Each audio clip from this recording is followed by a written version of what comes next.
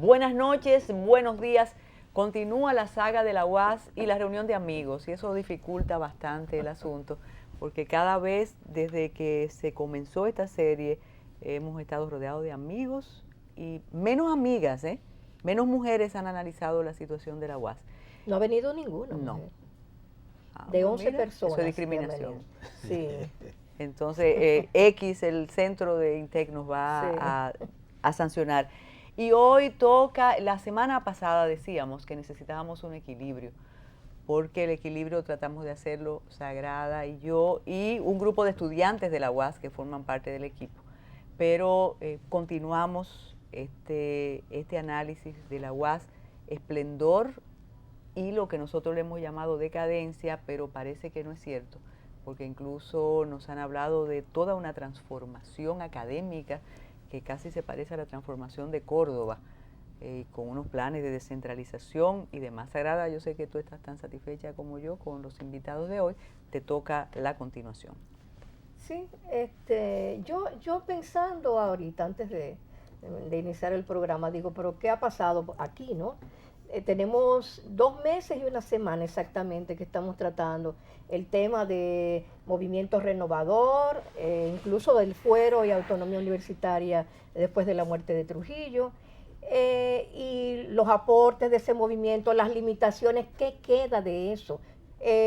Yo creo que lo que aquí se ha producido, Carmen, queridos amigos invitados, son 2 visiones, 2 enfoques completamente de lo que ha sido el desarrollo de la Universidad Autónoma de Santo Domingo después de la muerte de Trujillo hasta nuestros días. Y han prevalecido las posiciones que dicen, bueno, la universidad es la mejor universidad que tiene el país, está entre las mejores de Latinoamérica,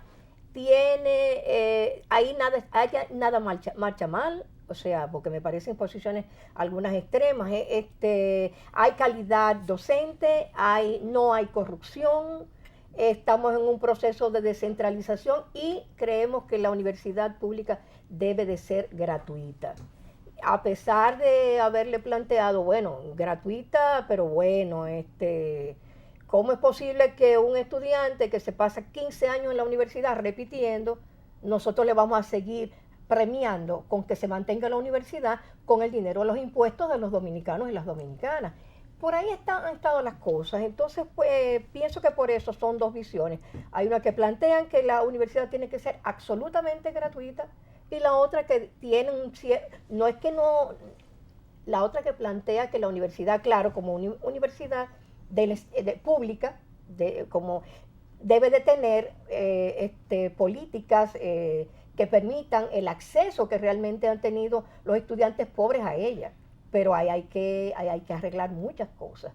Y bueno, y para eso le tenemos a ustedes hoy aquí, para continuar conversando sobre eso. Que quizás piensen igual, pero es importante seguir escuchando opiniones de personas muy ligadas a la academia. Correcto. Comenzamos por el mayor, que es César Pérez, ¿verdad? Muy bien, muy bien. Yo pienso que te equivocas. Pero es para provocar. En todos los sentidos, pero yo pienso que tú debes comenzar el profesor, porque... No por ser más joven. No por ser más joven, absolutamente, ¿no? Porque él tiene, yo pienso, mayor elemento que yo. Ya yo se lo decía a Sagrada, que yo no tenía todos esos elementos para hablar, pero sí cierta vivencia, tanto de la universidad como de... Pero yo pienso que Celedonio pero cómo no, podría... Antes de... Fue una trampa, profesor. Como César es tan coqueto, tú sabes. Acepto la trampa. Sí, adelante, Celedonio. Ante todo, muy contento, muy complacido con volver al programa. Lo sigo y veo que siempre se tratan temas generales y específicos de mucho interés, muy importante. Y como que suscita muchas confrontaciones, porque la UAS tiene muchos contradictores y muchos que lo aman hasta no ver en ella ningún error, ninguna falta.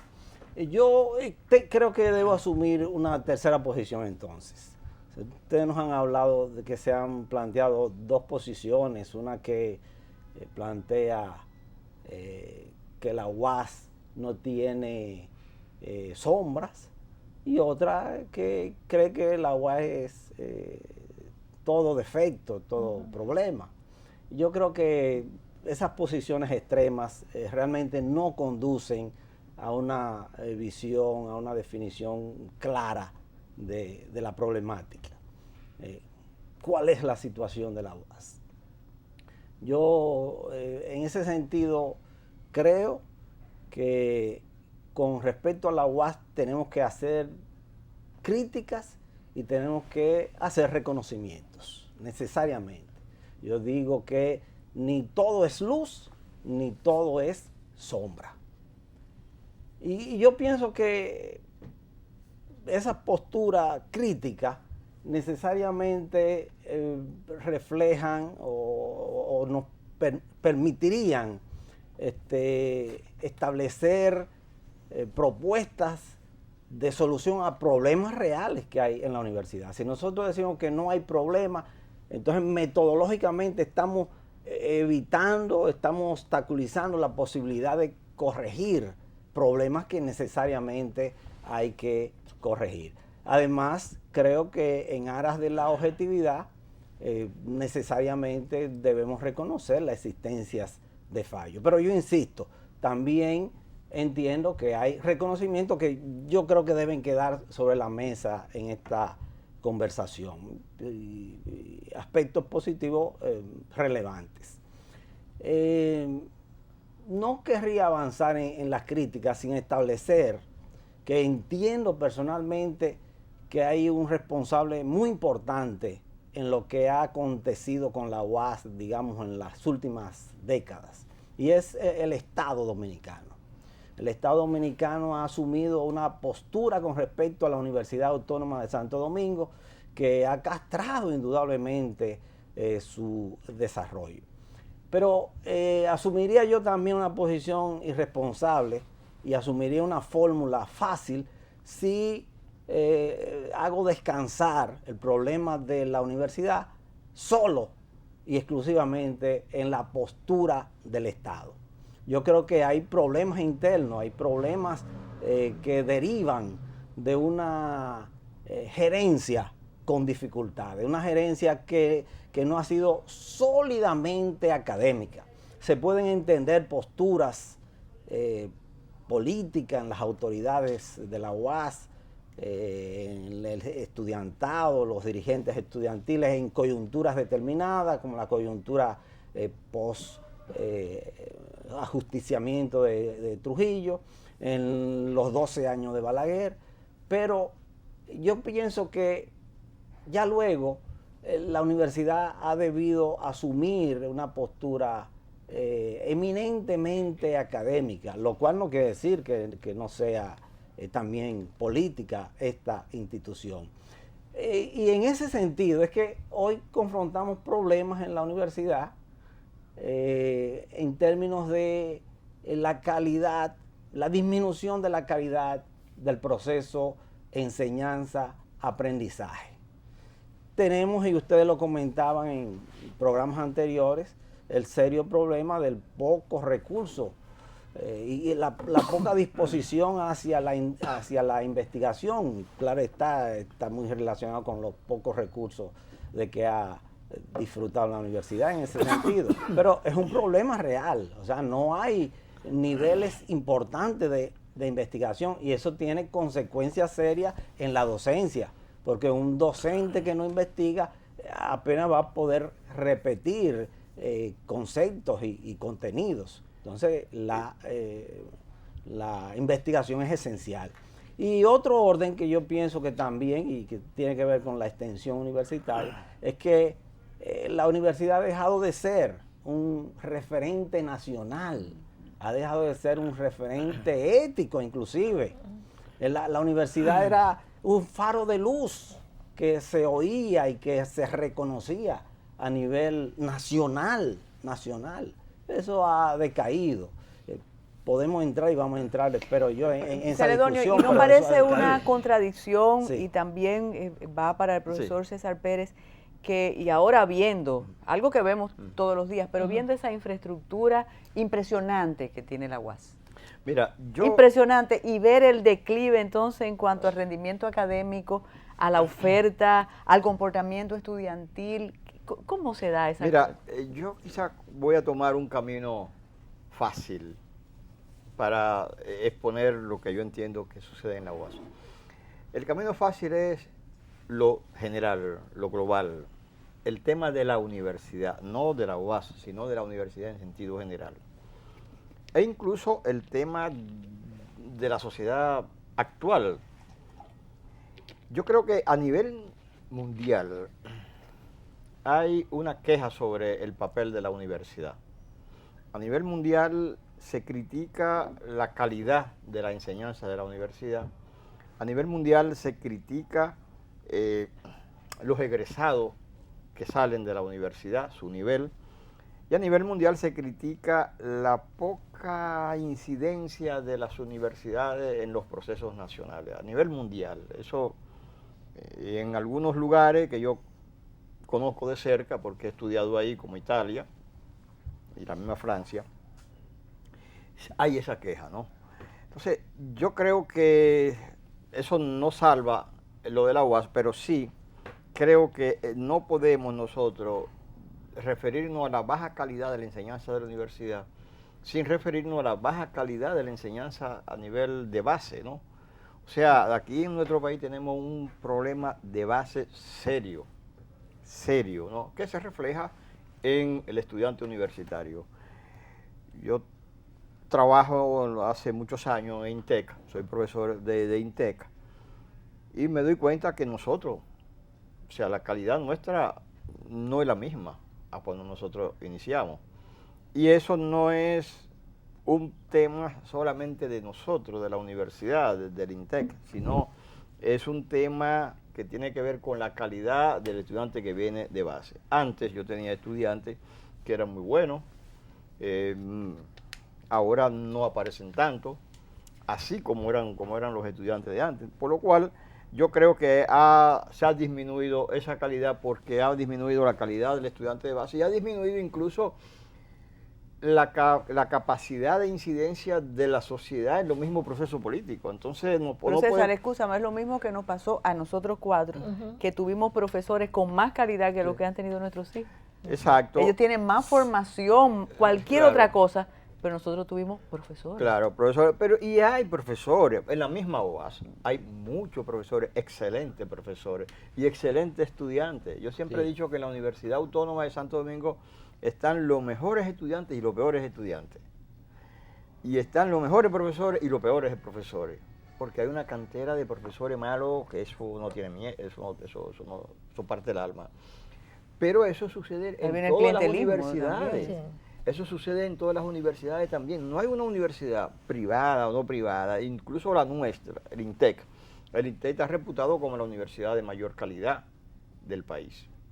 Pero el nivel de los profesores no es el mismo. Y los profesores no es el mismo. Ahora, ¿qué tiene que ver con eso? ¿Pero por qué ocurre eso? En una universidad que ocurre esté por el calificada problema como de la la mejor. universidad. O sea, la universidad, antes un profesor podía vivir de la universidad. O sea, un profesor podía vivir de ser profesor. Pero un profesor de la UAS sí puede vivir de ser profesor, pero eso lo vamos a discutir algunos, y eso cuando es un tema, regresemos. y eso es otro problema. Más que tú que eres de universidad privada.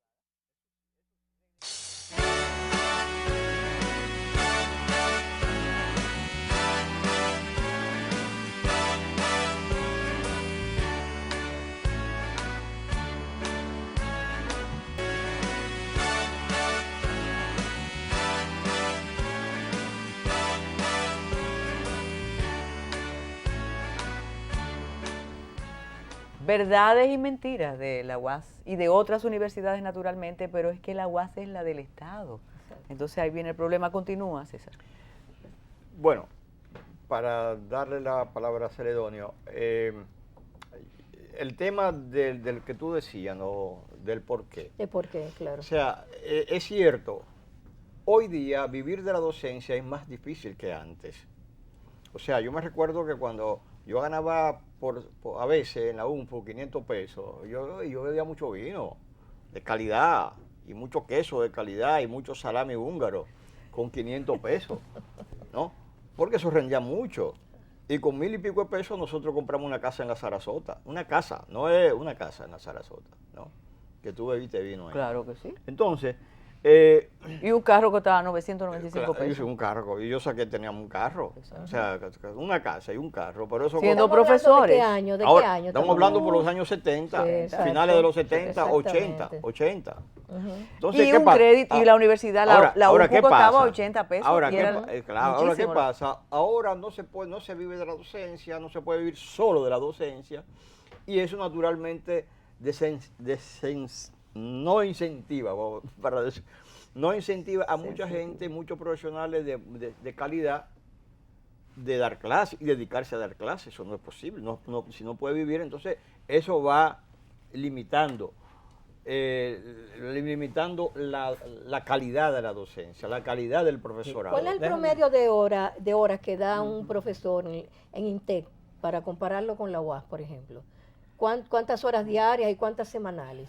Bueno, me toma un poco, porque en esas cosas administrativas son bastante malo. No, porque eso también tiene que ver con la calidad. Pero sí, un profesor en INTEC puede que tenga generalmente, lo que yo creo que el máximo son 4 sesiones que puedan tener. Creo que eso, no lo voy a decir porque estaré diciendo un disparate. En la revista La Lupa salió el detalle de lo que gana cada Sí. profesor. Y En la UAS. El UAS realmente es un profesor para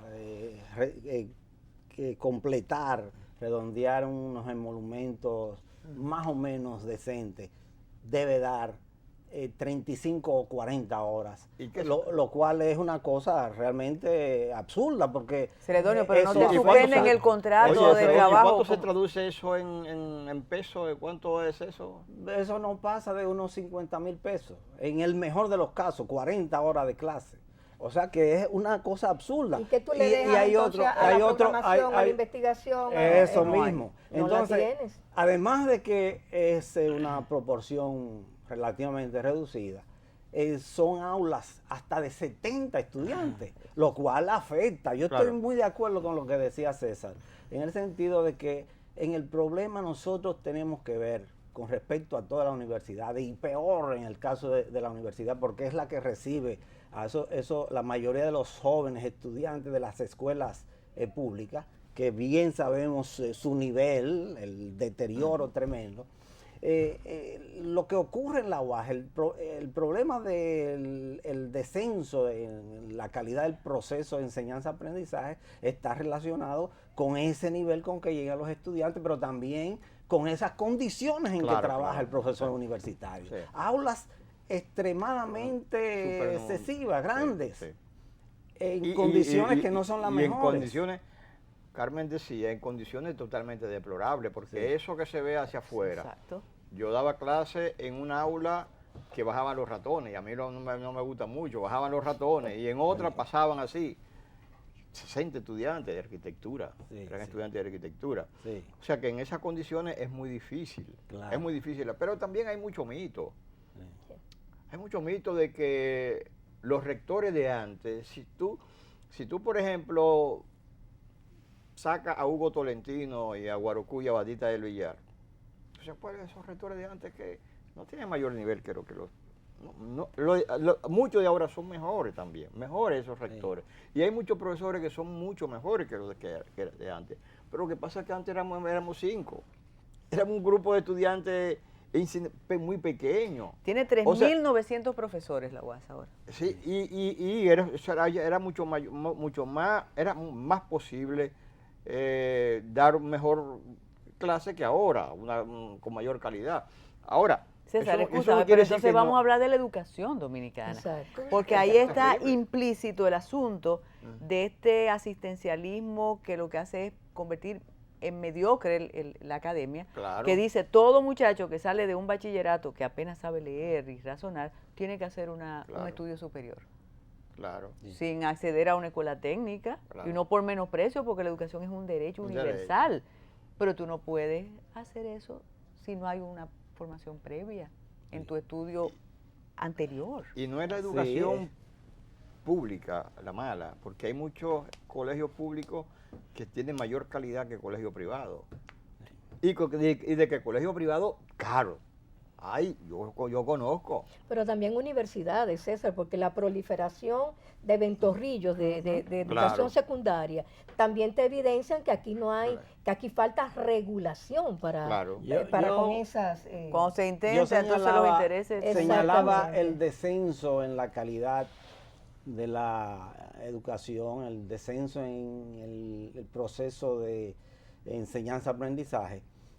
Pero eso no necesariamente quiere decir que en otras universidades, que en las universidades privadas, necesariamente haya una calidad superior a la calidad de la docencia en la UAS. O sea, el hecho de que en la UAS haya bajado, y ha bajado, no cabe duda, no es garantía de que en la mayoría de las universidades privadas haya una docencia con un mayor nivel de calidad. Sin embargo, hay un límite, una balanza, y es el mercado de trabajo. Y César, como intexiano, sabe cuán apetecidos son los egresados de INTEC. Los estudiantes de INTEC, yo he hecho investigación sobre eso, ocupan los mejores lugares en el proceso productivo de este país. Son buscados, son financiados algunos de ellos por empresas.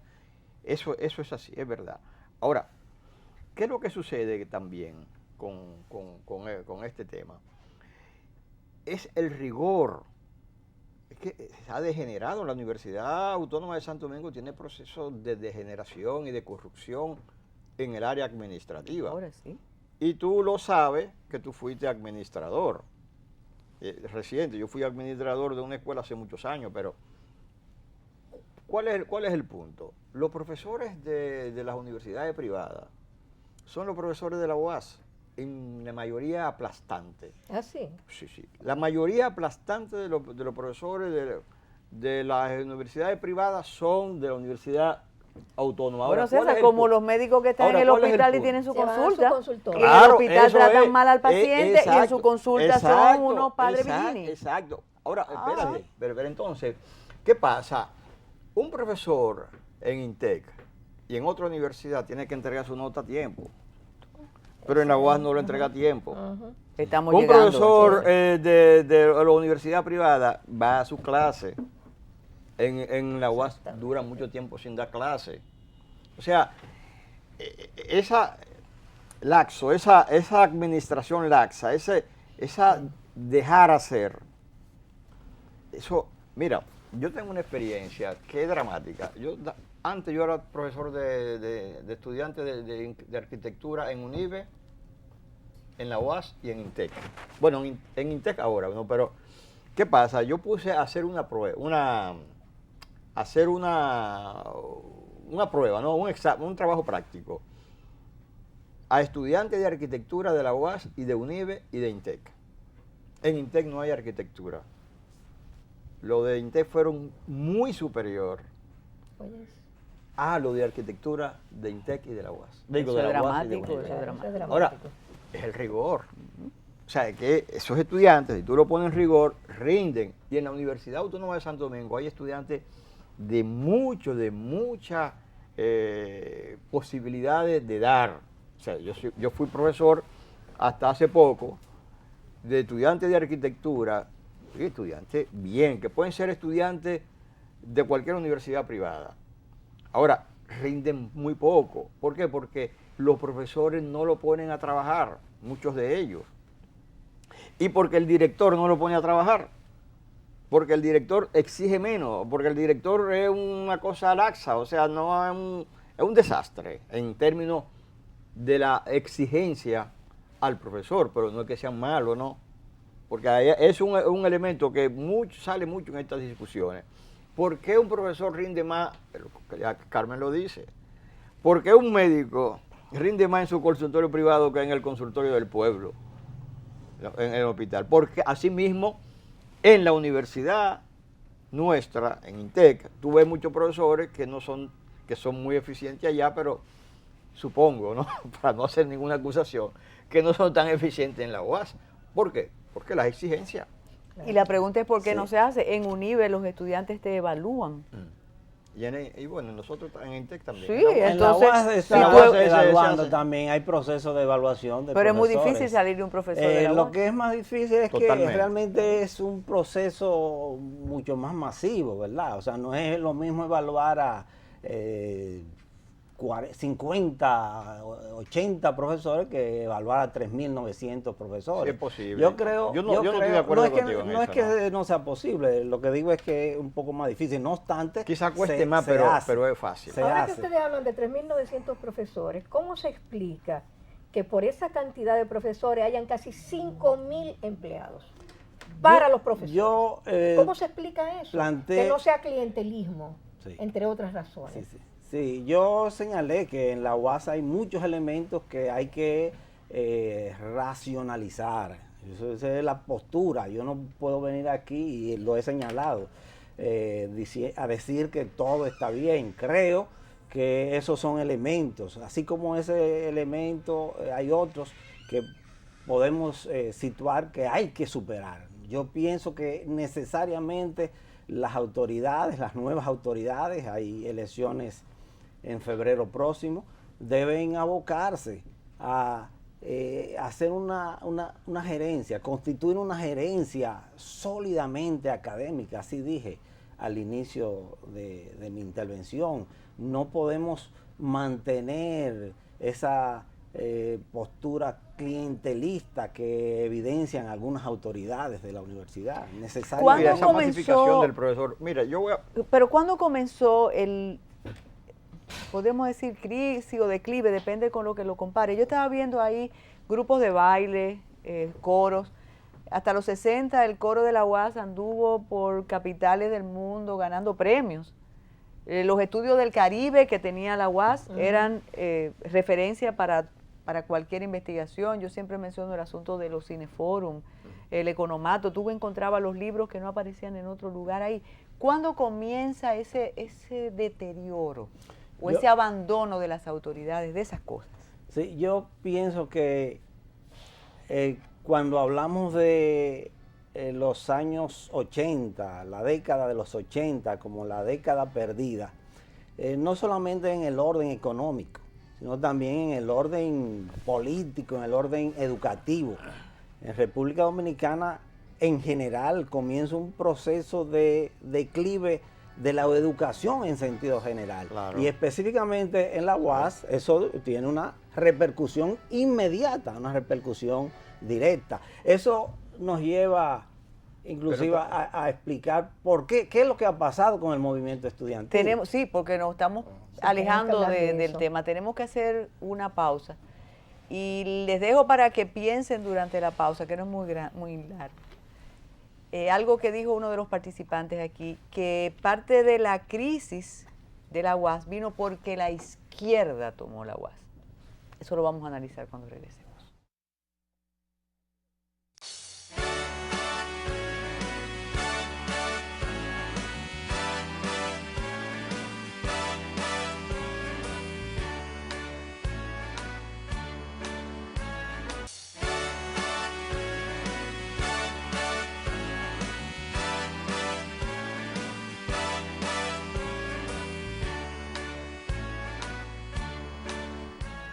Continúa, Celedonio. No, yo creo que la crisis universitaria, la crisis de la UAS, realmente de punta con más importancia es a partir de los 80. Y en los años 70 y 60, justamente hay una mayor incidencia de la izquierda. Es decir, que yo no veo coherencia, no veo congruencia de ese planteamiento. Todo lo contrario, la izquierda, su incidencia mayor es en los años 60, que sabemos debe asumir una postura frente a los remanentes del Trujillato, y ni qué decir en los años 70, cuando debe asumir una postura beligerante frente al régimen de Balaguer. Por tanto, yo no entiendo ese planteamiento de que la crisis de la UAS es cuando la izquierda se ha apoderado de la universidad. Que no podemos hablar de apoderamiento, de una incidencia importante, pero no apoderamiento. Pero no tiene sentido hablar de crisis hoy porque la izquierda domina hoy. No creo que es coherente eso. Sí, Mira, yo pienso, al igual que Celedonio, que eso es insostenible. Eso es insostenible. Yo quiero que la izquierda, ¿cuál izquierda? Porque precisamente es el proceso de debilitamiento de la misma izquierda. O sea, a partir de los años 90 comienza un debilitamiento absoluto. Bueno, fui exagerado, pero comienza fue un debilitamiento sumamente importante de la izquierda, por lo tanto, su incidencia y el proceso que pudo haber, o la incidencia que pudo haber tenido en que bajara la calidad, eso es insignificante, desde mi punto de vista. Ahora, ¿cuándo han incidido otros partidos después de la izquierda? Claro, porque generalmente los dos partidos mayoritarios. todo lo contrario, la izquierda comienza a perder fuelle. Comienzan a sacarlo, y comienzan las expresiones más conservadoras, comienzan a enquistarse, a predominar en la universidad al revés. Claro, entonces, claro, como nosotros somos muy dados a las exageraciones, y yo cometí un acto de exageración en esta misma intervención, como somos muy dados, decimos eso, pero el proceso de deterioro de la universidad, o de la crisis, vamos a decirlo de esa manera, para no seguir siendo exagerado, de la crisis, está con la crisis del país, o sea, la crisis del Estado, la crisis de los partidos, la crisis de la clase dirigente. Cuando hablo de la clase dirigente, digo de la clase dirigente en términos políticos, en términos económicos. O sea, ese debilitamiento, esa pobreza de los sectores empresariales, de los gremios, toda esa pobreza se tiene que reflejar en la universidad. Y las mismas luchas internas en los partidos del sistema. Claro. Y la misma Entonces, mediocridad tiene que reflejar de la los universidad. partidos del Entonces, sistema. ¿por qué vamos a quedarnos en la universidad como tal? Claro, hay una cuota importante de responsabilidad en quienes dirigen la universidad, en todo eso, la actitud de dejar que la cosa, dejar hacer, dejar pasar, la corrupción, temas como, por ejemplo, la jubilación exagerada, jubilación de 200,000 pesos. Sí. Sin denuncia, porque Sí, aquí claro, porque ahora, NG lo quitamos. ahora, La jubilación más pero, bajita, ahora, vista eso es responsable de de 126,000 pesos. Ahora, es responsabilidad de la universidad, no es responsable del sistema político de este país, que hace que una persona va a un puesto, dura 4 años trabajando y se va con el mismo sueldo de por vida.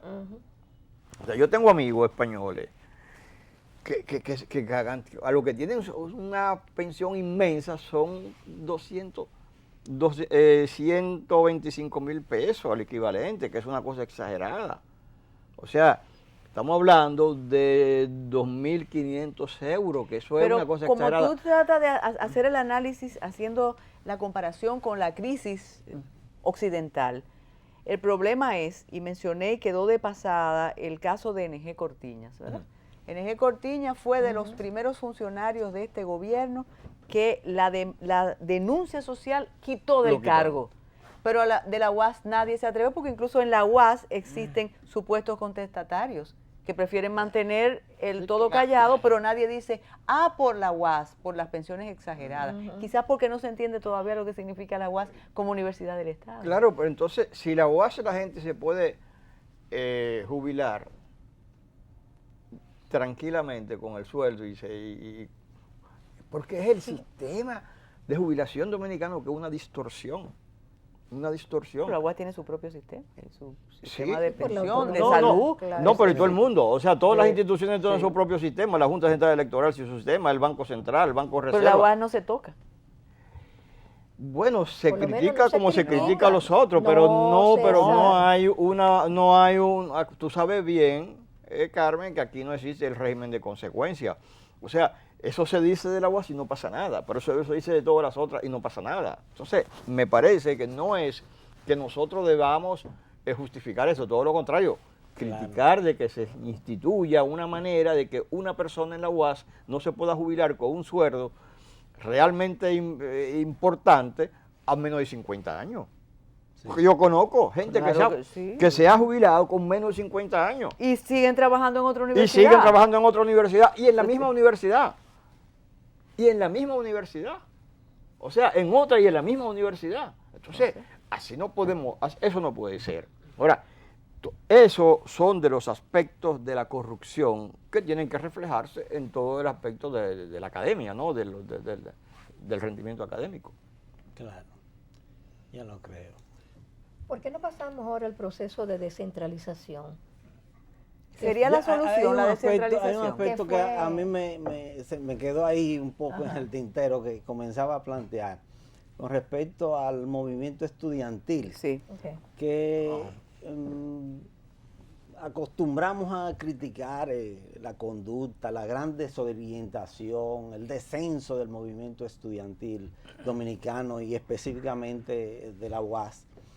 Pero yo pienso que para ser justo, nosotros debemos enfocar eso en la vertiente en que ya había comenzado a hacerlo César.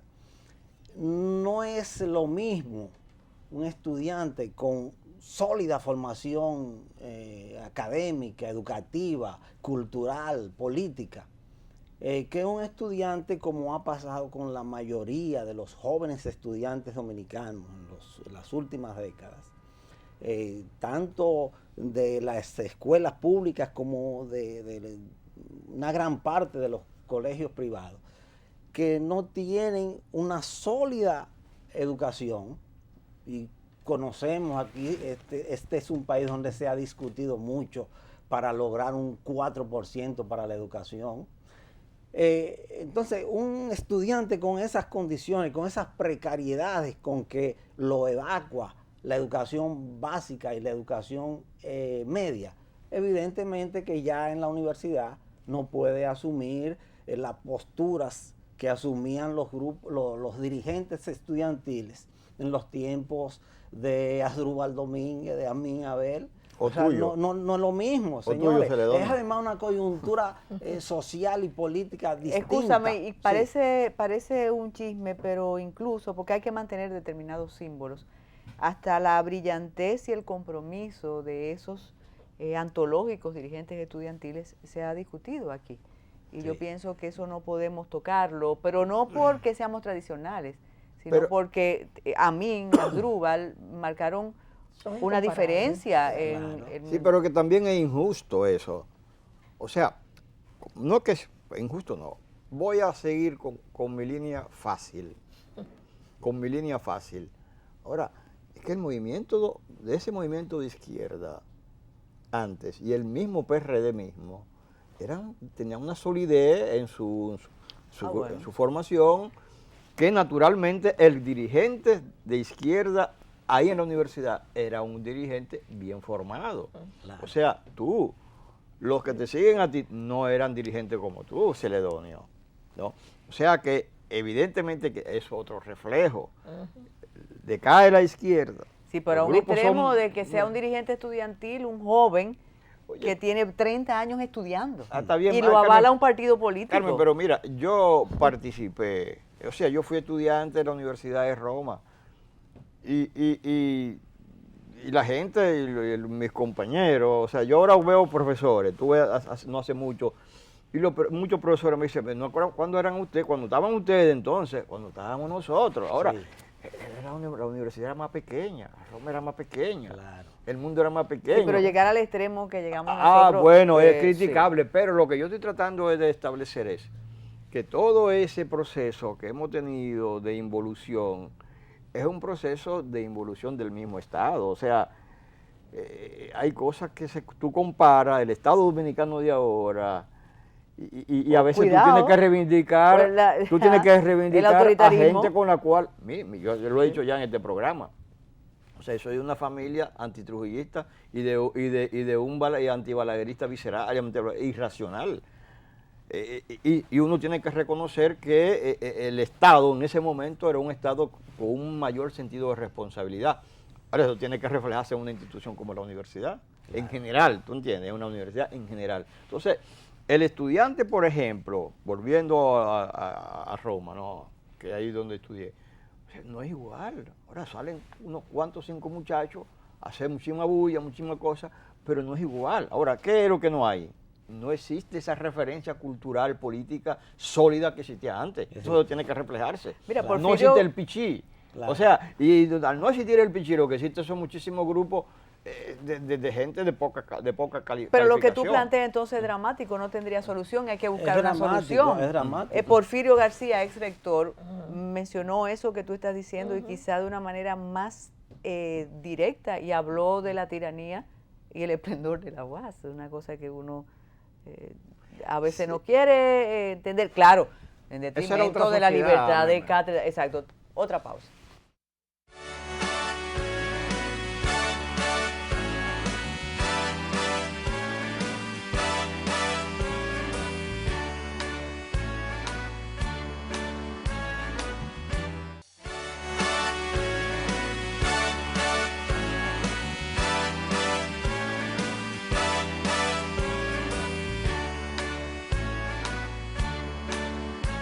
Y estos profesores hablando en latín, eso es interesantísimo. Eso enseña Roma. Celedonio, la descentralización es la solución. Es una de las soluciones, necesariamente. Por ejemplo, en el caso nuestro en la UAS, una universidad de 180.000 estudiantes, de 3.900 profesores, de 4.000 empleados, necesariamente ese proceso de descentralización hay que lanzarlo. Yo creo que se ha iniciado. Ya en la actualidad hay unos 18 entre recintos, centros y subcentros. Es un aspecto muy positivo porque ya la UAS se puede decir que es una institución nacional. Pero creo que no es solamente un proceso de carácter físico, sino que tiene que haber una concepción sobre ese proceso de descentralización. O sea, no podemos seguir creyendo que, primero, que el centro del país, el único centro es la capital, y que la sede de la UAS que está en la capital es que tiene que decidir todo. No. Yo pienso que hasta políticamente hay que atribuirle, hay que concederle, hay que reconocerle, más que concederle, reconocerle a autoridades de esos recintos la posibilidad de niveles de autonomía. Yo creo que eso necesariamente ayuda a que la UAS pueda desarrollarse. Ahora, Celedonio, yo no sé, pero yo hoy vine con una mala onda, definitivamente. Mira, descentralizar, pero ¿descentralizar qué? O sea, ¿y con cuál visión? Yo he oído de esa descentralización y la cosa. Oye, se comenzó esto de los centros. Bueno, vamos a poner un centro para que desarrolle la región y la cosa. Pero hay noción de región. Hay noción del papel de que debe jugar esa universidad, de esa vinculación con la región, con la provincia, con el municipio. Existe, no existe. O sea, a mí me han hablado varias veces de eso y he hecho algunos bocetos. Perdón, César, uno de los panelistas que estuvo por acá dijo que este país era increíblemente diverso y heterogéneo, que la región sur, para poner los dos extremos, y la norte eran absolutamente dos realidades, y que por esa razón era necesaria la descentralización, de cara también a evitar las otras consecuencias, la migración de los estudiantes pobres, las dificultades que tiene la gente y la concentración del poder. Pero yo también me pregunto, ¿con qué dinero la UAS se va a descentralizar? Hablando en términos administrativos. Va a tener que tener varios rectores. No solamente de hecho hay una lucha, o tiene que haber alguna lucha de poderes, porque es quitarle poder al poder central de la UAS. Mira, en España está la Universidad de Granada, allá en Andalucía. La Universidad de Granada debe ser de las primeras 3 universidades de España y una de las mejores universidades de Europa. Señora universidad. ¿Dónde está?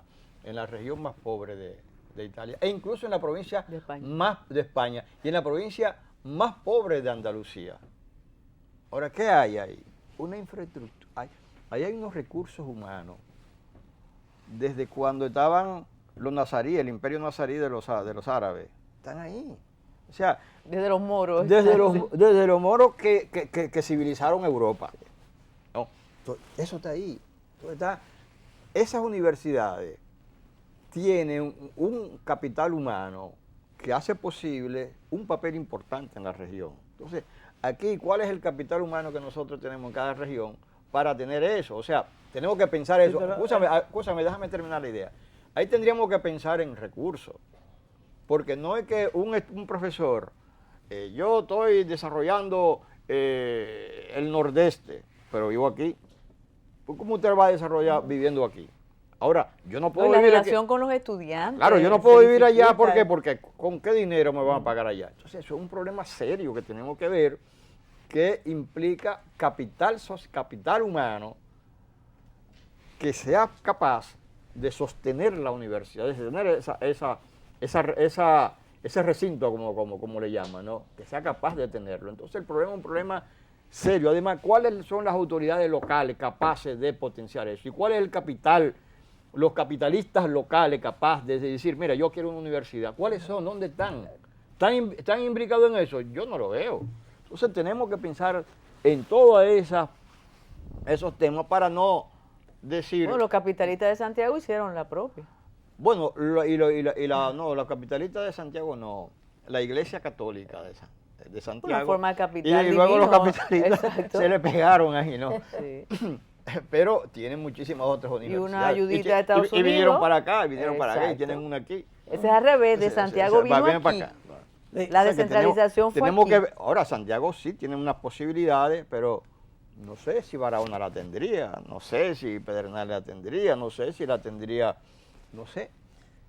No cabe duda que el problema de los recursos sigue siendo un problema central y va a seguir siéndolo.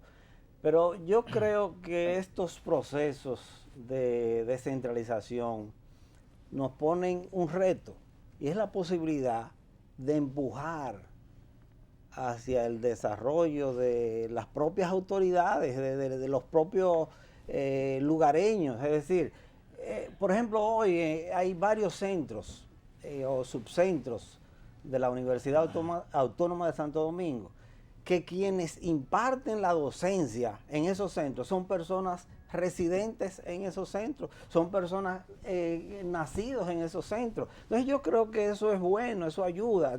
Tenemos otras dificultades alrededor de recursos, del pago, autoridades, nuevas autoridades y todo, pero hay otros aspectos, hay otros aspectos. El nivel también, no podemos prejuiciar de que una persona, porque sea del interior, no tiene determinado nivel para hacer una función de dirección o de docencia. Y hay casos de profesores de bastante calidad. Yo entiendo que el proceso tiene su dificultad. ¿Qué proporción sería, por ejemplo, Celedonio? ¿qué no? ¿Qué proporción de profesores residentes de esos centros son del lugar? En la actualidad, yo te podría decir que la mayoría de los centros de cierto nivel, de cierto peso, ¿verdad? San Francisco de Macorís, Santiago, Barahona, bueno, tendría que mencionar muchos centros, porque son actualmente 18. 18. Una gran cantidad de profesores son residentes en los mismos. Esto abre otro debate, pero ya el tiempo se acabó. Muchísimas gracias a ustedes por participar. Buenas noches y buenos días.